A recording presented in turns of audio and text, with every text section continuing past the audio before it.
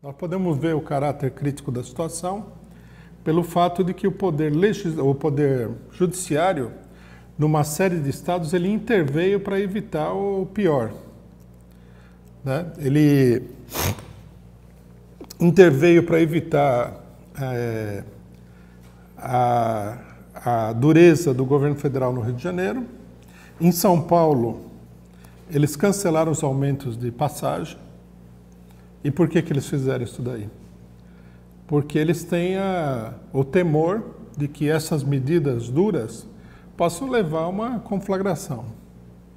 Já teve o primeiro ato contra o aumento da passagem essa semana, em São Paulo, e teve um enfrentamento duro com a polícia. Se esses atos crescerem e tiver enfrentamento com a polícia, nós temos que ter claro que esses governos eles estão muito debilitados para enfrentar essa situação. A repressão no governo atual, com o Dória e com o Alckmin, depois do golpe, depois de toda essa situação que aconteceu, não vai ser a mesma coisa que 2013. A tendência é muito mais explosiva hoje do que antes. O que demonstra também que a vitória eleitoral do PSDB não tem significado político nenhum do ponto de vista das massas. Porque se a direita ganhou as eleições, conquistou a periferia, conquistou todo mundo e está fortíssima, por que a situação é tão delicada e tão explosiva? É que, na realidade, não aconteceu nada disso. Foi uma enorme manipulação eleitoral e a situação é extremamente delicada.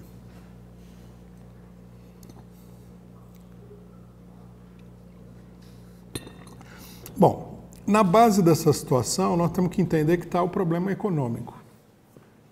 Acho que nós devemos assinalar aqui muito claramente que o principal problema que o governo golpista enfrentou até o momento, ou está enfrentando, é a situação econômica do país.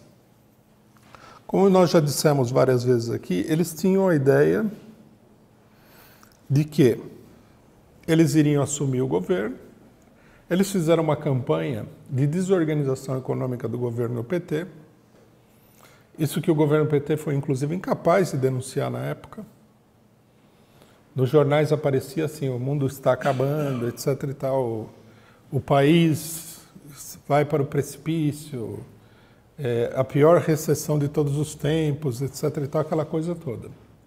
Que foi uma preparação para eles assumirem o governo, adotarem 2, 3 medidas, os empresários pararem de sabotar e tudo voltaria ao normal como num passe de mágica. Essa era a expectativa deles.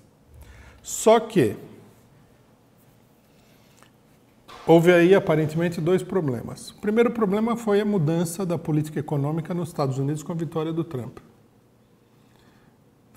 E a derrota também dos mentores e patronos do golpe de Estado no Brasil. Isso daí modificou a relação econômica internacional e colocou o país numa situação muito difícil, e a política econômica deles perdeu aquela contrapartida da política norte-americana e europeia, a política dominante, que é a política dos bancos, que é a política do mercado financeiro, etc. e tal. Em segundo lugar, eles subestimaram o problema das tendências recessivas da economia brasileira. Uma coisa importante que nós temos que assinalar é o seguinte: os golpistas fizeram toda uma campanha sobre a economia, mostrando que o país estava afundando, etc. e tal, num momento em que as economias da Europa e dos Estados Unidos estavam apresentando uma leve tendência à recuperação econômica. Uma leve tendência ao crescimento econômico. Então, logicamente que eles apostavam que no Brasil também se manifestaria esse crescimento. A gente pode ver que houve uma recuperação dos preços do petróleo, etc. e tal.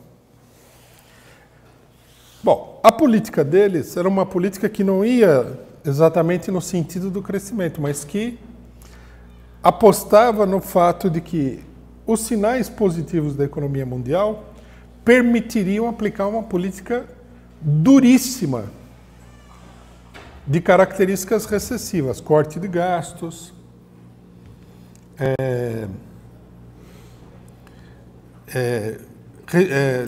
eliminação de uma boa parte do financiamento estatal da economia, etc. e tal, diminuição de salários, diminuição de benefícios. Então, eles pensavam o seguinte: a economia ela tem condições de aguentar esse tranco. E com a entrada de capital estrangeiro, ela iniciaria um processo não de crescimento, porque isso daí não é um verdadeiro crescimento, né? A entrada de capital especulativo, todos temos que convir, não é um crescimento real. O capital especulativo ele entra, movimenta setores da economia e sai. Ele não produz, não existe uma expansão nem da indústria e nem da agricultura, que são os setores fundamentais da economia. É um mero movimento especulativo. Por exemplo, desde a época do Collor, a economia nacional ela vem retrocedendo em termos industriais, ela não vem aumentando. Ela diminuiu muito, inclusive. Fecharam-se inúmeras indústrias, os postos de trabalho diminuíram, etc. e tal. Então, eles acreditavam nisso, que a economia tinha potencial para aguentar o retrocesso que isso iria produzir. Só que, no que eles lançaram essa política recessiva nas condições dadas, isso daí empurrou o país para uma recessão enorme. E a própria burguesia, que apoiou o golpe, se vê ameaçada de falência. Essa semana saiu uma matéria do Steinbrück, vice-presidente da Fiesp, um dos principais apoiadores do golpe, falando que precisa defender a indústria nacional, que está indo tudo à falência. Num certo sentido, o que ele está pedindo é o quê? Abandonar a política que deu lugar ao golpe. Outros economistas da imprensa falaram que já foram mais longe. Falaram que essa política aí ela já está sendo descartada no mundo inteiro, o que até certo ponto é verdade mesmo. Ameaçados por uma recessão profunda e tudo mais, uma boa parte dos países imperialistas tomaram providências para ter uma política antirrecessiva, anticíclica, como falam os economistas.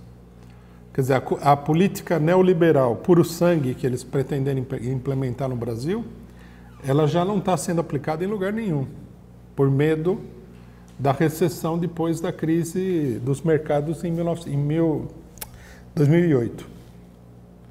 Então a política deles é um desastre e a burguesia nesse momento aqui pede que haja uma marcha ré, né?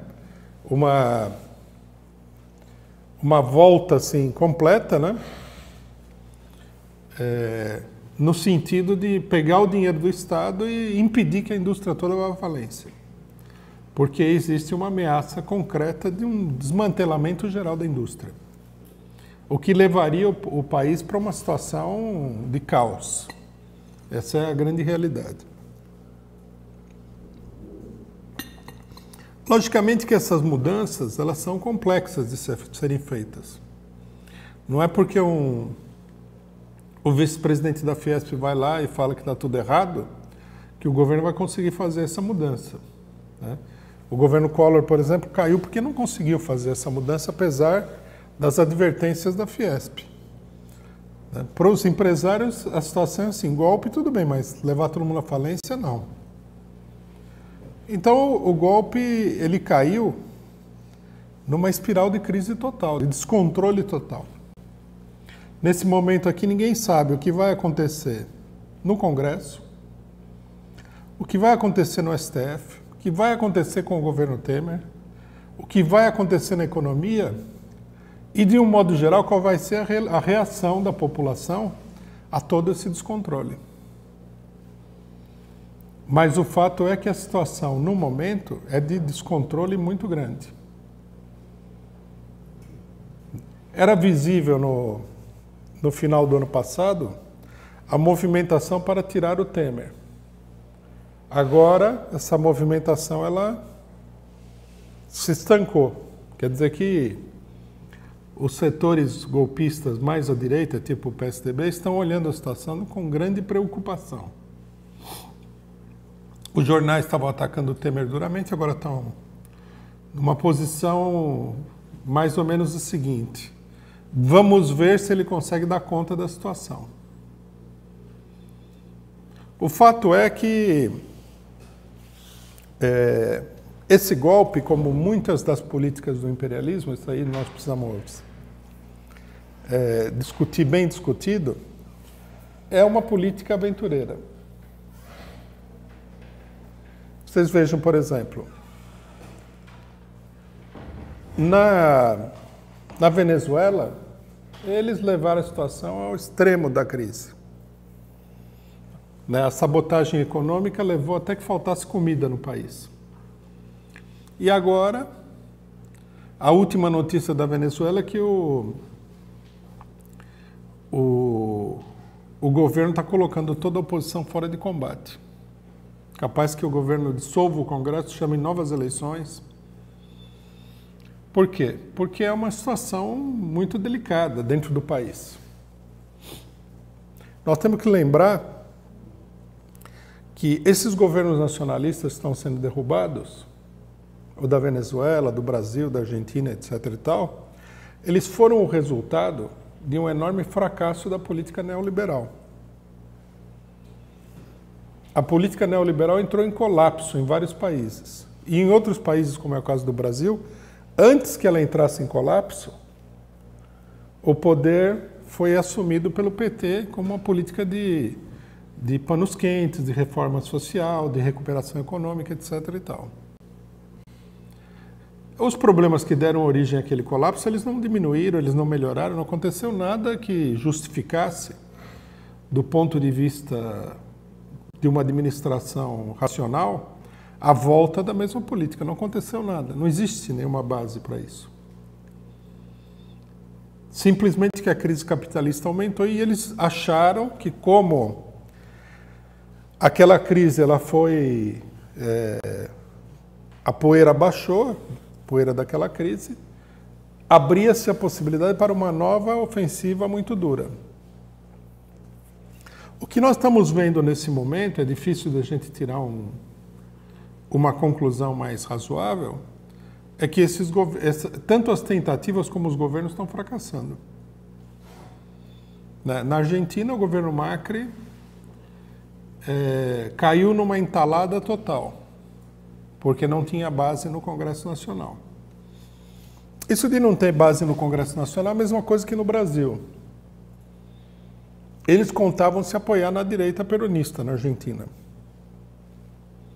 Só que, quando a política dele começou a se revelar uma política desastrosa, logicamente que essa direita, que também, como no Brasil, responde a interesses estaduais, ela deu um passo atrás.